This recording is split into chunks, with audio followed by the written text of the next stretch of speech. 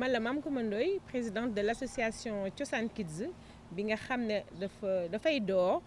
association la boo xamante ne dañ ko initier pour def un camp de vacances mais pas un camp de vacances yi nga comme les autres camps de vacances yi nga xamante ne moo daan am parce que camp de vacances boobu dafa am particularité te particularité bi mooy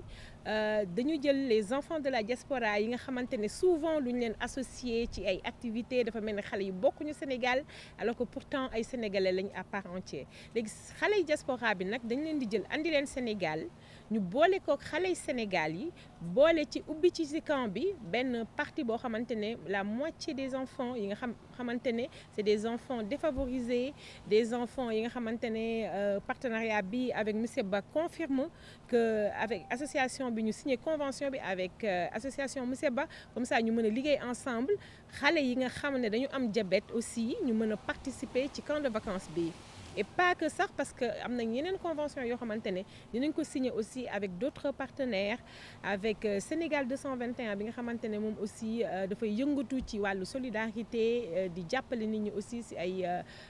pour que seen conditions de vie et santé ñu mën a évoluer donc ci camp de vacances boobu nag comme ni ma ko waxee rek du camp de vacances kese camp de vacances plus laa ko tuddee ndaxte camp de vacances bi liñ ci développé 4 thèmes il y a le volet patriotisme à travers le civisme ñu demaat ci beneen thème environnement ñun ñëpp xam nañ ne environnement c'est très important ñu dugg si nag si cosaan ak art et culture donc d'où le nom Thiossane Kids c'est pas pour rien parce que dañ ci bëgg objectif bi aussi mooy xale yi nga xam ne dañu jóge ci diaspora bi te xamuñu seen cosaan comme ni ko monsieur Ba waxee sànq ñu gën leen xamal aada cosaanu Sénégal gën leen xamal suñu maam yi nan lañ doon dundee parler de nos héros yi nga xamante ne dañ ci fier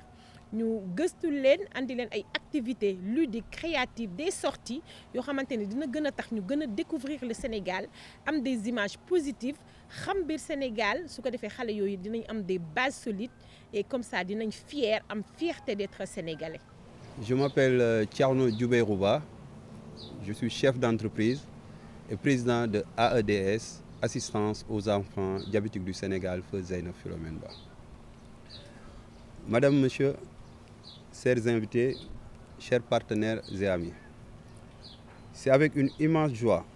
et une profonde gratitude que je prends la parole aujourd'hui à l'occasion de cette cérémonie officielle de signature et de présentation de la convention qui va désormais lier notre association Assistance aux enfants diabétiques du Sénégal, feu Zeynep Philomène Ba et Thiossane Kids. Avant tout, permettez-moi de souhaiter à chacun d'entre vous la bienvenue et de vous remercier pour votre présence qui témoigne de votre engagement pour les causes nobles. Notre association, créée pour venir en aide aux enfants atteints de diabète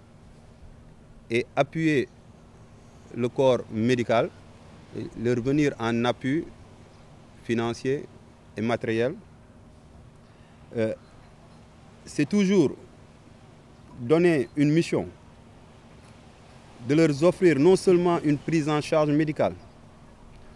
mais aussi un accompagnement global pour leur épanouissement physique, moral et social.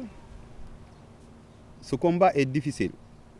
tant par la complexité de la maladie que par les défis économiques et sociaux auxquels ces enfants sont confrontés quotidiennement.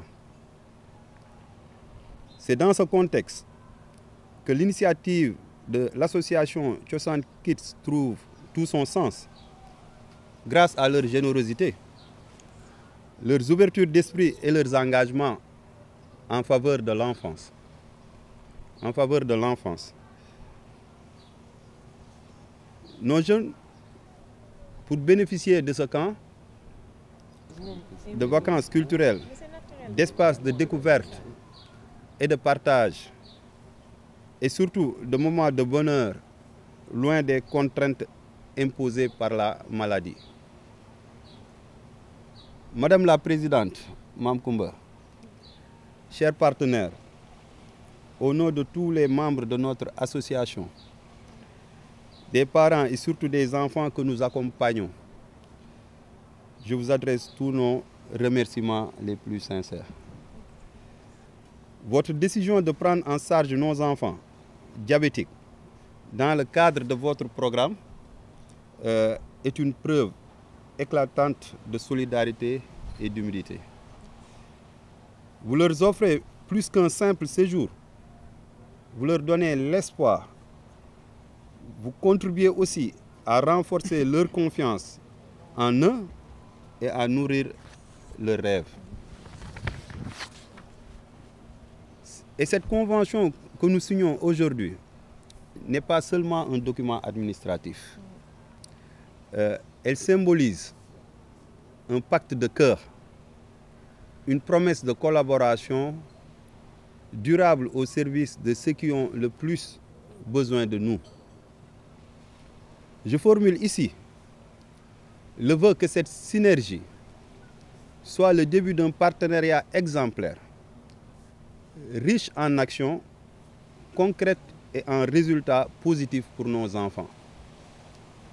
Que cette manifestation soit aussi un appel lancé à d'autres bonnes volontés